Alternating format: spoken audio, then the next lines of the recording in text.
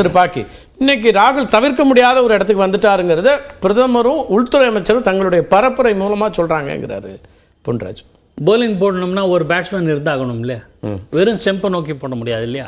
ஆக நரேந்திர மோடி அவர்களும் பாஜகவினரும் ஏதாவது ஒரு கட்சியையும் சார்ந்து இருக்கிற தலைவர்களும் விமர்சிப்பது என்பது இயல்பானது தானே. ஒன்று. ஆனா ஒரு பேட்ஸ்மேனுக்கு ஒரு பவுலர் போட்டா போலிங் போட்டா பரவாயில்ல, 10 பேர் சேர்ந்து போட வேண்டிய இடத்துக்கு வந்துட்டாரா, அவ்வளவு ஸ்ட்ராங்கான இடத்துக்கு பேட்ஸ்மேன் வந்துட்டாரான்னு கேக்குறாரு. அதான் ஒரு பவுலர் நரேந்திர மோடி 10 பேர் ஃபீல்டர்ஸ் யாரெல்லாம் அமித்ஷா, ஜேபி நட்டா, நீங்க நான் எல்லாம் வச்சுக்கலாம் அப்படி. நான் சொல்ற ஒரு ஓமைகா சொன்னேன். நான் என்னுடைய கேள்வி என்னவென்றால் என்னுடைய கேள்வி என்னவென்றால் உத்தரப்பிரதேசத்தில் நான் அமேதி தொகுதி, ரேபரேல் தொகுதி, சமாச்சாரமான அடுத்தது வர்றேன். உத்தரப்பிரதேசத்தில் முதல்ல 21 இடங்களில் போட்டியிடுவோம் சொன்னாங்க. ஆமா, யார்? காங்கிரஸ் கட்சி. ஆமா, அவ்வளவு போட்டியிடுறாங்களா? இப்போ 17 அதிக இடங்கள் போட்டியிடுவது யார்? 80 தொகுதி உள்ள உத்தரப்பிரதேசத்தில் பாரதிய ஜனதா கட்சியை பொறுத்தவரை பெருவாரியான இடங்கள்ல போட்டி. சார் எவ்வளவு இடத்துல போட்டிடுறாங்கன்றது மட்டும் தமிழ்நாட்டில் நாம் தமிழர் கட்சி தான் சார் அதிகமான இடத்துல போட்டிடுறாங்க. அவங்க தான் நம்பர் 1 பார்ட்டின்னு சொல்ல முடியுமா? அவங்களுக்கு வலுவான ஒரு இடம் இது வரும், வாக்கு சதவீதம் வரும். ஆனா அவங்க வெற்றி பெறாங்களா? இது அது அதனால வெறும் அது எண்ணிக்கை மட்டுமே மேட்டர் இல்ல. ஒரு வியூகம் இருக்குல்ல. இந்த கூட்டணி ஒன்னா போகுமான்னு கேட்டுட்டே இருந்தீங்க. இந்தியா கூட்டணி உருவாகாதுன்னு நீங்க கடைசியில் சமாஜ்வாதியோடையும் அவங்களால ஒரு இணக்கத்தை உருவாக்க முடிஞ்சிச்சு, ஆம் ஆத்மியோடையும் எண்ணிக்கை உருவாக்க முடிஞ்சிச்சு, சிவசேனாவோடையும் போக முடிஞ்சதுன்னா அதுக்கு வியூகம் தேவைப்படுது. இடத்த காம்ப்ரமைஸ் பண்ணாங்க. அது ஒரு வியூகம் தானே. அந்த இந்தியா கூட்டணி உருவாக்கியவரே தேசிய ஜனநாயக கூட்டணி பக்கம் வந்துட்டார். நம்ம அது போகல. இப்ப எதுக்கு சொல்றேன்னா, நிறைய இடங்களை போட்டிட்டா ஒரு கான்பிடன்ஸ் உங்களுக்கு ஒரு நம்பிக்கை வரும். தமிழ்நாட்டை பிஜேபி அதிமுக உடைஞ்ச பிறகு பிஜேபி நிறைய இடங்களை போட்டி, அதனுடைய தலைமையிலான கூட்டணியில அதிக இடங்களில் பிஜேபி போட்டி எடுதா இல்லையா? திராவிட முன்னேற்ற கழகம் கூட்டணியிலேயே அதிக இடங்கள் போட்டி எடுக்கிறதா இல்லையா? ரொம்ப காம்ப்ரமைஸ் பண்ணி நிக்குது. போன முறை 24 சீட்ல நின்னாங்க சார், இந்த முறை 22 சீட்ல நிக்கிறாங்க சார் திமுக. அப்பனா அவங்க கான்பிடன்ஸ் குறைஞ்சிச்சுன்னு அர்த்தமா? இல்ல, கூட்டணியை வச்சுக்கணும்னு நினைக்கிறாங்க. கான்ஃபிடன்ஸ் குறையும். நான் என்ன சொல்றேன், அது உத்தரப்பிரதேசம் வந்து ஒரு வைட்டல் ஸ்டேட். 80 இடம் அள்ளும்.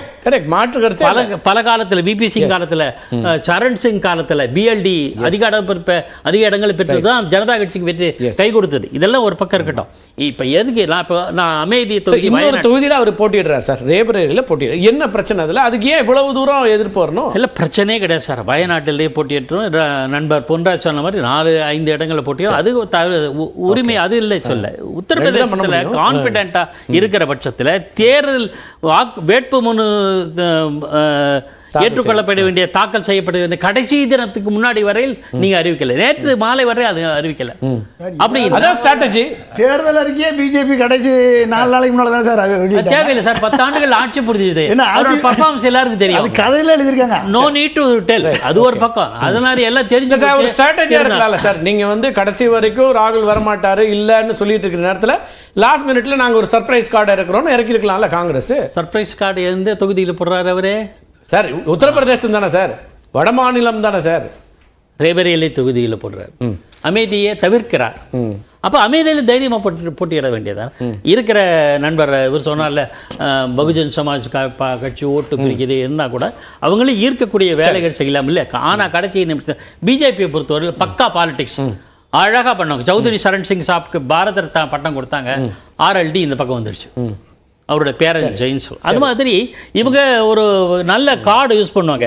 நம்ம என்ன சொல்ல, ஒரு சில விஷயங்களை நண்பர் தோழர் மதுக்கூர் ராமலிங்கம் RSS வந்து இடஒதுக்கீட்டுக்கு எதிரானதுன்னு சொல்றாரு. இப்போ சில தினங்களுக்கு முன்பு RSS ஆல்வேஸ் சப்போர்ட்டட் ரிசர்வேஷன். மோகன் பாகவத் கணக்கெடுப்பு நடத்திடுவோமா? ஒத்துப்பாங்களா? இல்ல, ஆல்வேஸ் சார் அது சாதிவாரி கணக்கெடுப்புக்கு தயாரா? அதான் கேக்குறாங்க சார். அது எலெக்ஷன் வரும்போது நீங்க பேசுவீங்க. சாதிவாரி கணக்கெடுப்பு அடிப்படையில தான் இடஒதுக்கீடா? ஆமா, கான்ஸ்டிடியூஷன்ல எங்க இருக்கு? ஆமா, அப்ப எப்படி கொடுப்பீங்க? கோர்ட்ஸ் கேக்குது சார். இல்ல, கோர்ட்ஸ் பலமுறை சொல்லுது சார். தமிழ்நாட்டுல நம்ம பார்த்தோம், என்ன டேட்டா பேஸ்ல கொடுக்குறீங்கன்னு கேட்டாங்க. இடஒதுக்கீடு கொடுக்கும்போது இப்ப இங்கேயும் நமக்கு கொடுத்தோம் இல்லையா? நான் வரேன். மண்டல் கமிஷன் அமல்படுத்தும் போது ஆதரவு கொடுத்தது பாஜக, எதிர்த்து 10 மணி நேரம் பேசினவர் ராஜீவ் காந்தி. சரி, யாரு ஆதரவா இருக்காங்க மறுக்கிறாங்கன்றது அது எதுக்கு சொல்றேன்னா, நீங்க சொல்றது வரலாறு.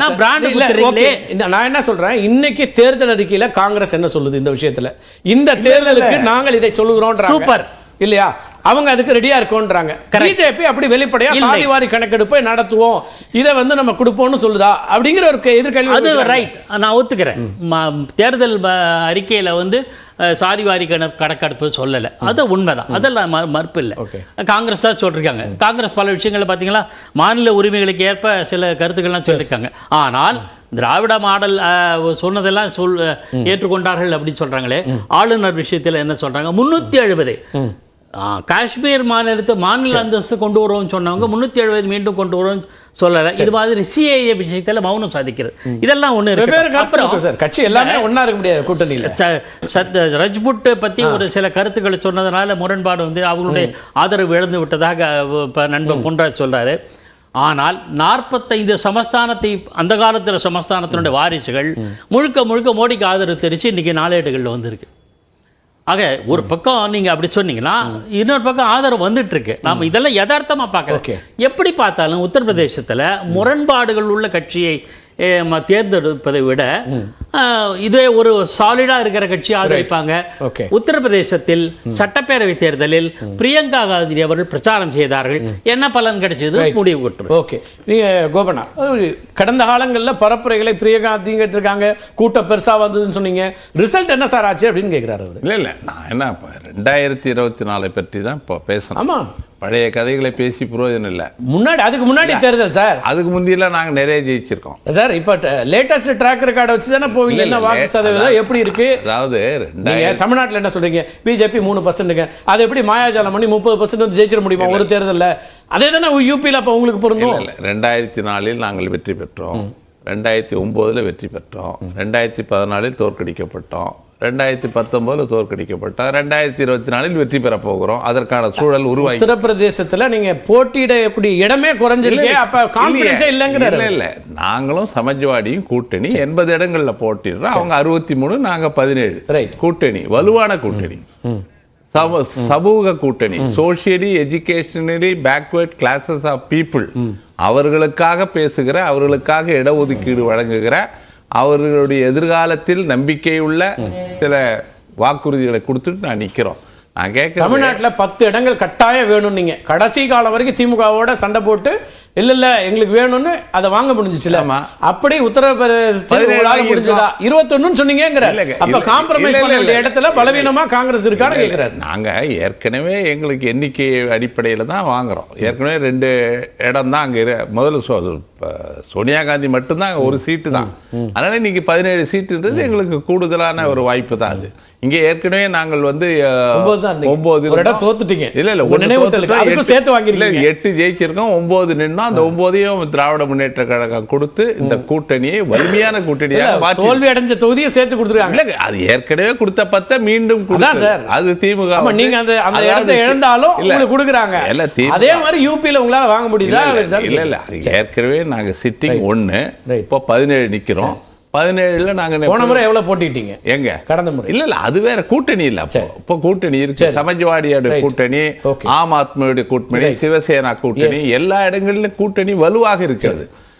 கர்நாடகத்திலேயே அதே மாதிரி தான் இன்னைக்கு நாங்க வலுவான நிலையில இருக்கிறோம்.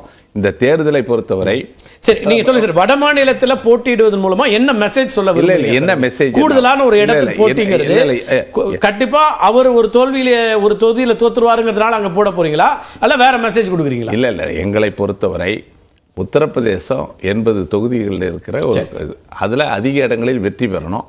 அது ஒரு தீவிரமான எங்களுடைய முனைப்பை காட்டுவதற்கு அங்க ராகுல் காந்தி போட்டியிடார். 1 இந்த தேர்தல் பரப்புரையில சமீப காலமாக ஒரு வாரம் 10 நாளா பேசிட்டு இருக்க பேச்செல்லாம் பார்க்கிறப்போ அப்பட்டமான அவதூறு, அந்த கோயபல்ஸ்ன்னு இருந்தார், நவீன கோயபல்ஸ் மாதிரி இப்போ மோடி வந்து பிரச்சாரம் பண்ணிட்டு இருக்காரு.